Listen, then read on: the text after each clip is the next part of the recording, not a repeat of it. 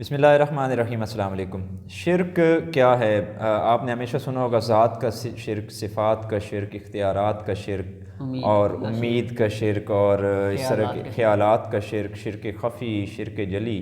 لیکن آج ہم آپ کو شرک کی ایک ایسی قسم بتانے جا رہے ہیں جو آپ کو کسی نے نہیں بتائی ہوگی، فار یور نالج، جن کی وجہ سے یہ سارا شرک ہے، جن کی اگر وہ بنیاد ٹھیک ہو جائے نا وہ شرک کی، تو ڈیفینیٹلی یہ سارے ذات، صفات، اختیارات، امید اور سارے یہ جو شرک ہے نا، شرک خفی جلی، یہ سب ختم ہو جائیں گے۔ اور وہ شرک ہے نظام کا شرک۔ اب نظام کا شرک کیا ہے؟ دیکھیں، اللہ تعالیٰ نے یہ پوری کائنات جو ہے، پوری کائنات بہت بڑی ہے، بہت وسیع ہے، اتنی وسیع ہے کہ ہماری سوچ جو ہے نا وہ اس ان لمیٹڈ کائنات کے بارے میں سوچ ہی نہیں سکتی، اتنی بڑی کائنات ہے۔ تو اس کائنات کو جس نے بنایا ہے، اس نے پھر کچھ اصول و ضوابط بنائے کتنا ایک حکیم ہے، دانا ہے، اس نے ایم ہی ہمیں بھیج دیا، کہا کہ جاؤ بھائی ٹھیک ہے، اپنی عیاشی کرو، مرضی کرو۔ آج میری بھائی سے بات ہو رہی تھی تو وہ کہتا بھائی آزمائش جو ہے نا، امیروں پہ کہاں آزمائشیں ہوتی ہیں، غریبوں پہ۔ میں نے کہا یار دیکھو، تم اس دنیا کا ماڈل سمجھے ہی نہیں ہو، اس دنیا کا ماڈل ہی اللہ نے آزمائش پہ بنایا ہے کہ یہ 50-60 سال کی زندگی دوں گا، اس میں اگر میرے طریقے پہ چلو گے، جیسے میں نے حکم کیا، واطیع اللہ واطیع رسول، میری اور میرے رسولوں کی اطاعت کرو، تو ڈیفینیٹلی جو ہے نا تمہیں میں وہ دوں گا جو تمہارے وہم و گمان میں بھی نہیں ہے۔ نظام کا شرک اب کیا ہے؟ اس نظام کے شرک پہ بات کرتے ہیں۔ ویسے جب یہ میں نے بات کیا تو آپ کے مائنڈ میں کیا آیا؟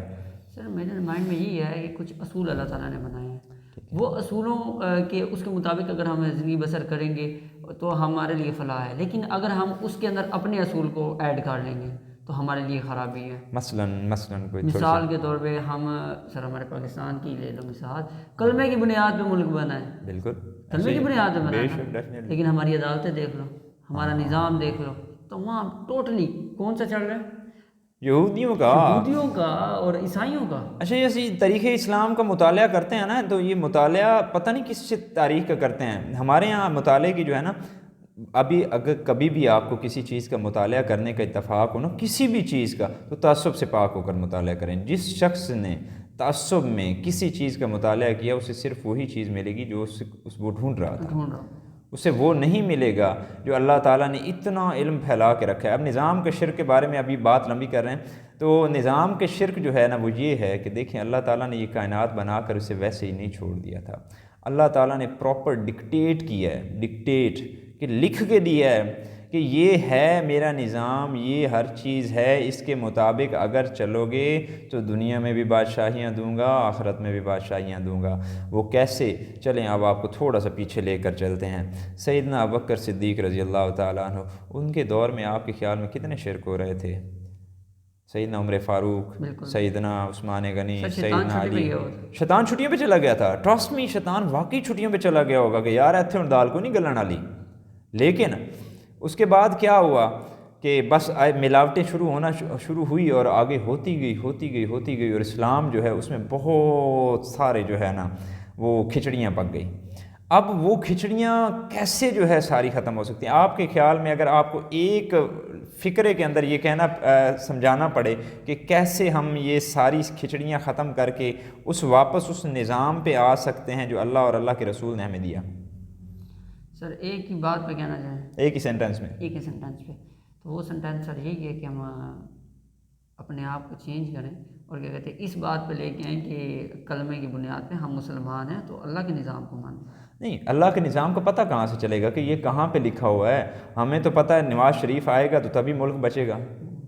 ہمیں تو پتہ ہے نا کہ دیکھیں ایک بندہ ہے جس کے پاس واقعی ایسی ہے، علم ہے، جس کے پاس کوئی ایسی گتھیاں سلجھانے والی وہ اس کے پاس مائی رکھی ہوئی ہے، یہ پتہ نہیں اس کے پاس کوئی ہے۔ سر ہمیں پہلے اپنے آپ کو چینج کرنا ہے اور یہ سمجھنا ہے کہ دین ہمارا کہتا کیا ہے، دین کا مقصد کیا ہے، انبیاء آئے کس لیے تھے۔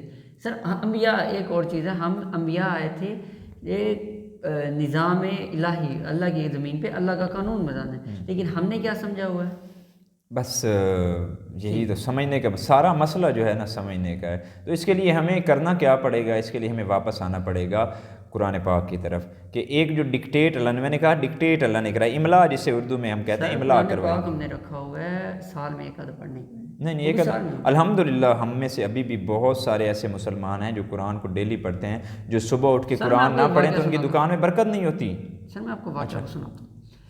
ایک مولوی صاحب تھے تو پیسے پڑے ہوئے تھے سامنے، وہ آئے تھے کسی وجہ سے کہ انہیں بلائے تھے، دعوت تھی ان کی، تو مولوی صاحب نے پیسے دیکھے ہیں تو اس نے اٹھا کے قرآن میں رکھ دیے کہ بھائی کوئی اور نہ آ کے اٹھا لے۔ تو مولوی صاحب پورا سال گزر گیا، تو انہوں نے، مولوی صاحب تھا، مولوی صاحب کو بول بھی نہیں سکتے تھے، لیکن مولوی صاحب جب دوبارہ آئے نا تو اس نے کہا، جب دوبارہ انہوں نے دعوت کی، سال بعد پورے کی، تو انہوں نے کہا کہ ہمارے کچھ پیسے رہ گئے تھے، ہم پوچھنا حق بنتا تھا ہمارا۔ تو اس نے کہا کہ وہ رونا شروع ہو گیا، دھاڑے مار کے رونا شروع ہو گیا کہ آپ نے پورے سال قرآن نہیں کھولا۔ اس نے قرآن کھولا اور اندر سے پیسے نکالے۔ سر آج کل یہی مسلمانوں کا حال ہے، آپ کہتے ہیں نظام، کیا کہتے ہیں وہ قرآن پہ عمل کریں گے، قرآن کھولنے تو صحیح تب عمل نہیں، کریں۔ قرآن کو بدرو، وہ کیا کہتے ہیں، روح نکالنے کے لیے ہم نے سورۃ یاسین کا رکھا ہوا ہے کہ رزق کے لیے ہم نے سورت کو جو ہے وہ سورۃ واقعہ، اگر رزق میں کمی ہو رہی ہے سورۃ واقعہ پڑھ لیں۔ اوے اللہ کے بندو، سورۃ واقعہ ایک دفعہ پڑھو تو صحیح، سورۃ واقعہ میں رزق، اللہ تعالیٰ تو اس میں ساری جو چیز قیامت کے بارے میں ذکر کر رہے ہیں کہ بھائی سمجھ جاؤ میرے بندے، سمجھ جاؤ اگلی دنیا بہتر ہے اس دنیا سے۔ پھر سورہ ملک ہے، سورۃ ملک جی پڑھیں گے جو اس کو رات کو جو ہے نا قبر کا عذاب، اسے جو رات کو پڑھ کے سوئے گا اسے قبر کا عذاب نہیں ہوگا، حقیقت ہے، پر اسے سمجھے تو صحیح، اس کو سمجھے صحیح۔ اس میں اللہ تعالیٰ نے کیا فرمایا ہے۔ سر میری امی تقریباً 17 سال سے ایک رات بھی ایسی نہیں جدھر سورۃ ملک نہ پڑھی ہو، لیکن قرآن کو، لیکن انہوں نے سمجھ کے پڑھی ہے۔ لیکن بعض لوگ جن کو انہوں نے بتایا، جنہوں نے ان کو بتایا، وہ بھی جس طریقے سے پڑھ رہے تھے اور انہوں نے جن کو آگے بتایا وہ بھی اس طریقے سے پڑھ رہے ہیں، بس پڑھتے رہو، سمجھنا نہیں ہے سمجھنا نہیں ہے قرآن کو سمجھا کیسے جا سکتا ہے؟ آپ کو اس کے لیے کسی معلم کی ٹیوٹر کی ضرورت نہیں ہے، آپ کو اس کے لیے صرف اپنے آپ کو تبدیل کرنے کی ضرورت ہے، سمجھنے کی ضرورت ہے، طلب کی ضرورت ہے۔ آپ کے اندر اگر طلب ہے، قرآن پاک میں ایک اللہ تعالیٰ نے بڑی عجیب سی، مجھے جب وہ میں آیت کریمہ پڑھتا تھا نا تو مجھے بڑا عجیب سے کوسچن پیدا ہوتا تھا کہ وائی، کہ یہاں کیوں، میرے ذہن میں آتا تھا کیوں، آنا چاہیے، سوال آنا چاہیے کہ اللہ تعالیٰ قرآن مجید میں فرماتے ہیں، کئی جگہ فرمائے، جسے میں چاہتا ہوں ہدایت دیتا ہوں، جسے میں چاہتا ہوں گمراہ کر دیتا ہوں۔ تو میں سوچتا تھا کہ دیکھیں، جس خالق کائنات نے ہمیں اتنی محبت سے بنایا، جو ہمیں 70 ماؤں سے زیادہ محبت کرتا ہے، وہ خالق کائنات کیا ہمیں صرف جہنم کے لیے پیدا کرے گا؟ Can you believe it? پھر جب میں نے اس بات پہ ریسرچ کرنی شروع کی، قرآن پاک کا اللہ نے مطالعے کی توفیق دی، تو اس وقت مجھے یہ پتہ چلا کہ جس دل میں طلب ہوتی ہے رب کی، جس دل میں یہ قرب حاصل کرنے کی طلب ہوتی ہے، اللہ تعالیٰ اسے ضرور رستہ دکھاتے ہیں، ضرور اپنی طرف بلاتے ہیں اور اسے ہدایت سے سرفراز کرتے ہیں۔ ایک چھوٹی سی مثال دوں؟ جی بسم اللہ۔ سر ایک مثال ہے، جس بندے کا نام ہے عمران، جو امریکہ میں رہتا تھا اور بالکل کلین شیپ اور بڑا کیا کہتے ہیں، وہ کہتے ہیں دین سے بالکل دور، پھر ماشاءاللہ سے ان کی داڑھی بھی آج۔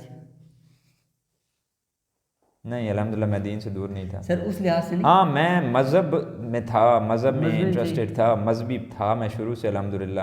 8th کلاس میں نے پہلی دفعہ جوتے کھائے تھے اسلام کے لیے، مذہب کے لیے، اور صرف ایک ضد پہ کہ رفع الیدین کرنا ہے، بس مجھے پیارا بڑا لگتا تھا۔